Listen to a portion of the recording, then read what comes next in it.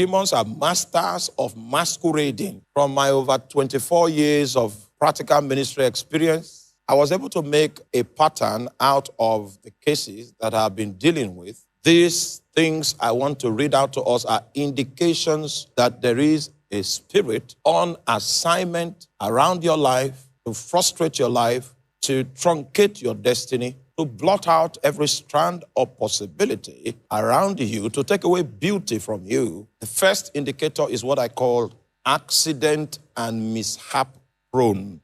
Whenever you notice that you are accident or mishap prone, it's an indication of the fact that a demon has been sent on your case. Job 1:13.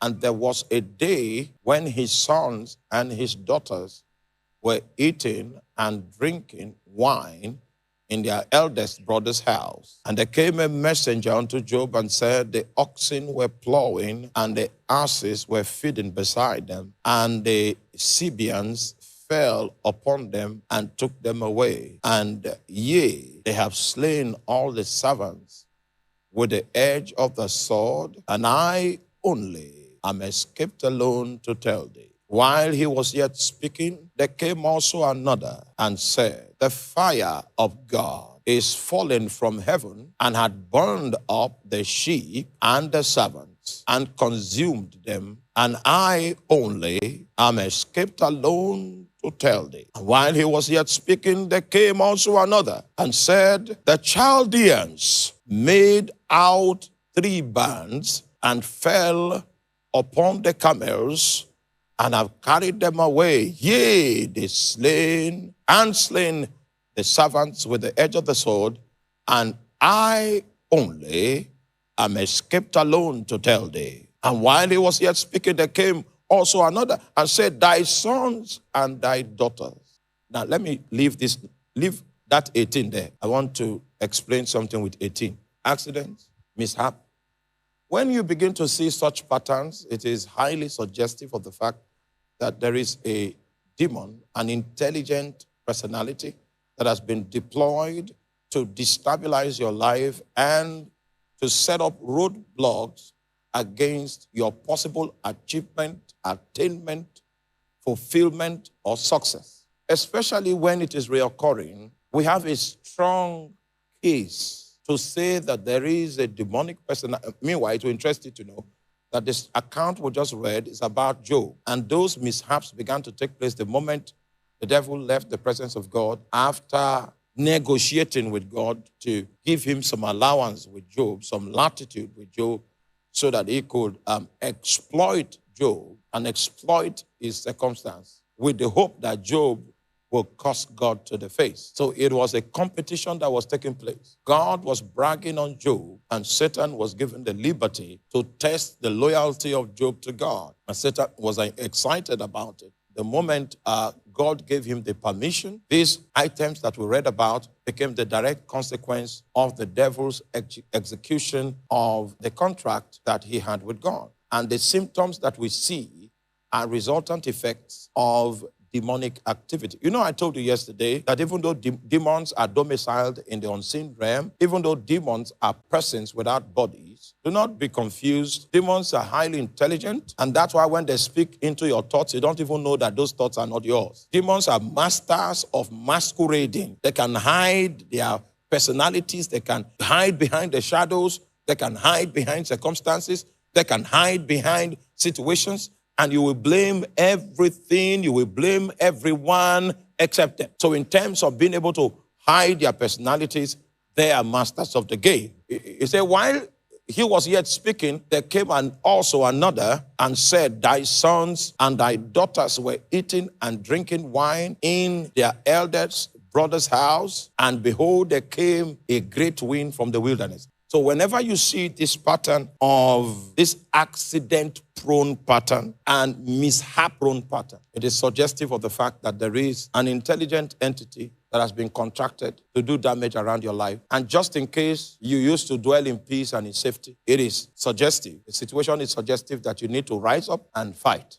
Second symptom that demons are on your case is what we call the near miracle syndrome. Near miracle syndrome. Person almost got married and then something now happened. The moment it happens twice and a pattern has been created, don't go to the psychiatrist. Don't attend a class in philosophy. Look for how to expel devils. You are already in the center of a situation of warfare. Near miracle syndrome. Or you see someone that is so graced, someone that is so full of potential, but translating the potential into something worthwhile is almost an impossibility.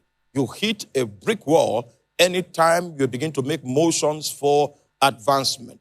It is very highly probable that a demonic entity has been smuggled into the equation. We were in the university, and there was this guy that my friend went and brought. He was now with us, squatting with us in the room and all of that. Then we came one day and saw that he had drank, those days, I don't know whether they still sell it. There's something they used to call shaving powder those days. Shaving powder. The guy had drank shaving powder to die. So when we came, we slapped him on the back and he vomited what he drank. And he was angry with us that we did not allow him die. So when he calmed down, he began to tell us his story, that this was not the first university he has attended. He attended so place, and while he was advancing towards the end of graduating, he had a crisis. Went somewhere again, continued, was making some progress, about to finish first semester, second semester. Then they now brought him to Benue State University, and he joined us. And then the same symptoms that he used to know, the wind that normally comes, that incapacitates him, that makes him unable to finish anything he starts, has started mounting, has started gathering. So he couldn't take it anymore. He decided that before we come back from lecture that day, he would just kill himself because there was no reason for him to live. We now began to interview him to know where the demons were coming from, and then it was not a secret to him. His father was a member of a secret cult, and his father wanted him to take his seat upon his death in the cult, because that's the way of the cult, to keep the cult alive. Someone that is in your family must take your place, must bear your title, must carry your staff, must wear your ring, and must wear your robe. So it was time for him to be initiated so that he can be next in line to mount the father's throne. Oh my, I don't have time to tell you about his father. Then the guy said he's not going to inherit what the father was offering. And the father brought 3 keys one day, 3 golden keys. It was by those 3 keys that he cursed that young man. So the guy is very intelligent. If he puts his hand to something, he can make so much creativity out of it. But you see, a wind begins to gather. And when that atmosphere begins to form, it doesn't matter the height he has attained, he will not be able to accomplish it. And he felt so incapacitated in the face of that challenge that when he saw it forming the 3rd time, he just felt, okay, the best thing to do was for him to take his life. So there was no way, as intelligent as that guy was, there was no way he could achieve anything worthwhile because there was a resistance that was placed in his way. This resistance was invincible, but it was potent enough to stop him, to immobilize him, to discourage him, and it could even bring him to the point where he was willing to take his life. It might be in the area of your career, it might be in the area of marriage. The first person comes, looks upon you and says, oh my God, what a beautiful damsel. Your open teeth is in alignment, and all kinds of good comments on your life. 2 weeks into the relationship, 3 weeks, it begins to go stale. And in the 4th week, the person blocks you on Instagram, blocks you on Facebook, blocks you on YouTube, blocks you everywhere, and blocks your number. Blocked everywhere. And then another time you are going home in a bus and you see someone, the person looks upon you and says, the conductor wanted to insult you. The person came into the fight and said, hey, you don't do that. And so when you drop from the bus, the person said, the reason why I was fighting is because you are clean. Yeah.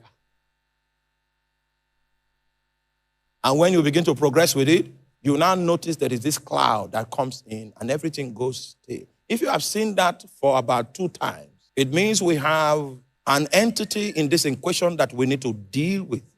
And the purpose of these lectures is to bring you to a point where we can deal with it. And indeed, it shall be dealt with.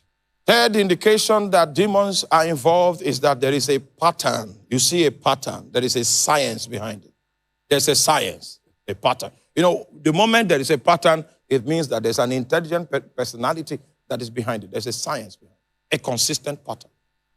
This is how it happened in this generation. This is how it happened in another generation. This is how it is beginning to happen in this generation.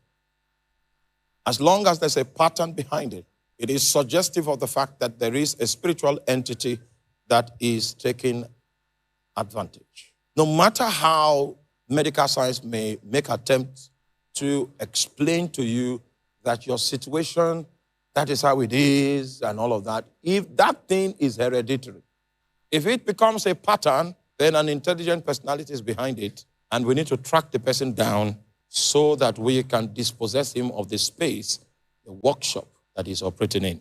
Third symptom is what we call cyclical situations or reoccurring situations. One thing keeps going and coming, keeps going and coming, keeps going and coming. If you give it some time, it will relapse, and after a while, it will rise again. If it becomes cyclical, you can even tell that it is April. During the month of April, it begins to come back. If you see that situation, then it is highly probable that there is an entity behind it that we need to discover and we need to disarm. Unnatural and prolonged poverty. It is not as if you are a lazy person. You are not a lazy person. You are a hardworking person, active person. You even make attempts to put things together, to make things work. You try to pioneer things, to start things. And you meet with resistance so that you have been in a prolonged state of lack. It is a sign of resistance. It means that you are at war. Then finally, there is what we call heaviness. When that heaviness comes upon you, it's more than a mood swing. It cuts you off. But the Bible says to appoint unto them that mourn in Zion, to give beauty for ashes, the oil of joy for mourning, the garment of praise for the spirit of heaviness, that they might be called the trees of righteousness, the plantings of the Lord, that he might be glorified. The Lord wants you to be his planting. He wants you to become a tree of righteousness anywhere he plants you, so that you can install righteousness as your working principle in the marketplace, in your office area. What he wants to gain from nurturing your life is that you will become a tree of righteousness. He's ready to invest in those that mourn in Zion. He's ready to give beauty for ashes, ready to make available the oil of joy in the place of mourning. Just in case your situation is mourning. Demons don't want you to rejoice. Oh my God, there is enough provision for your case. There is an oil of joy that God has allocated to all those that mourn in Zion. You will think that Zion is not a place for mourning, but God knows that people will mourn in Zion, so he made preparation. For those that are caught up in ashes, he has a destiny of beauty. Those that mourn, he has manufactured the oil of joy. And those that are taken by the spirit of heaviness, the Bible says he has made a tunic available, a garment of praise, that they might be called the trees of righteousness, the plantings of the Lord, that he might be glorified.